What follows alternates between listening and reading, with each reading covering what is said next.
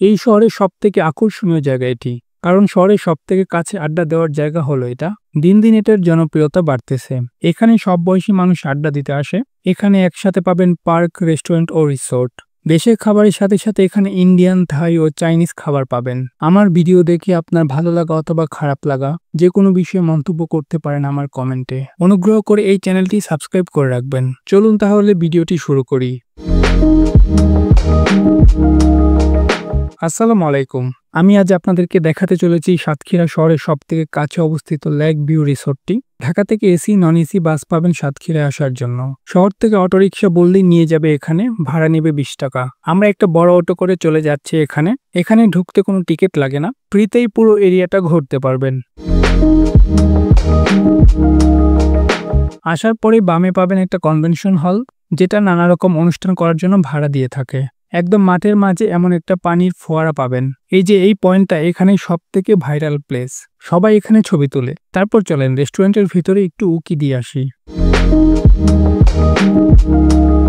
পুকুরের ঠিক মাঝখানে এই রেস্টুরেন্টে বানানো হয়েছে।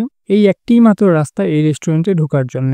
এই পাশের এই সাইডটা জাহাজের মতো বানিয়েছে, যেখানে সবাই ছবি তোলে। আসার রাস্তাটা বেশ সুন্দর। দেখি এখন এর ভেতরটা কত সুন্দর। এপাশে এটা হলো জাহাজের শেপ, যেখানে ছবি তোলার জন্য ভিড় লেগেই থাকে। এখান থেকে পুরো ভিউটা দেখেন, কত সুন্দর দেখা যাচ্ছে। আপনার কাছে মনে হবে পানির উপর ভেসে আছে একটি রেস্টুরেন্ট। চলেন এই পাশে সিঁড়ি দিয়ে উপরের দিকে যাই। উপরে উঠে চারপাশে তাকালে এই ভিউটা অবশ্যই আপনার মনকে খুশি করে দিবে। একদম ছাদে ওঠা নিষেধ। ছাদে ওঠা গেলে হয়তো আরো সুন্দর দেখা যেত। উপরে ফ্লোরে এসে দেখি বাচ্চাদের খেলার জায়গা। তার মানে হলো আপনার পরিবারের ছোট সদস্যকে এখানে নিয়ে আসলে সে এখানে সুন্দর মুহূর্ত পার করতে পারবে। বাচ্চাদের বিনোদনের জন্য নানা রকম অ্যাক্টিভিটি রয়েছে এখানে।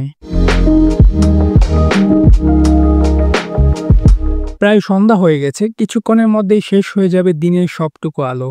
এখন বেশি বন্ধুদের গ্রুপ ঢুকছে এটার মধ্যে, আর আমি উপর থেকে পুরো এরিয়াটা দেখার ট্রাই করছি। একটু বাইরে এসে দেখার চেষ্টা করি এই দিকটায় কি আছে। আর এই সাইডটা হচ্ছে বাচ্চাদের খেলাধুলার জন্য। পুরো সন্ধ্যা হয়ে গেছে, পার্কের সামনে খোলা মাঠে হাঁটতেছি। ভিডিওটা অনেক মাস আগের। এখানে অনেক গাড়ি ও বাইক পার্কিং এর ব্যবস্থা রয়েছে, তাই আপনাদের গাড়ি নিয়ে আসলে যে কোথাও পার্কিং করতে পারবেন। সামনে একটা জায়গায় অনেক ভিড় দেখা যাচ্ছে, চলেন গিয়ে দেখি ওখানে কি। এখানে এই লাভ পয়েন্টে সবাই ছবি তুলছে। এই লাভ পয়েন্টেই ভিড় ছিল।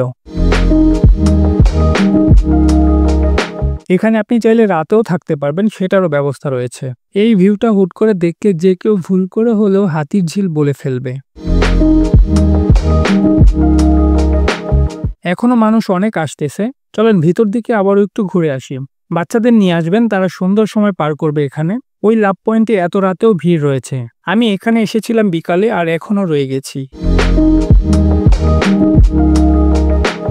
ভেতরের পরিবেশটা খুবই সুন্দর, ডিজাইনটাও ভালো করেছে। দেশি বিদেশি অনেক রকমের খাবার এখানে পাবেন।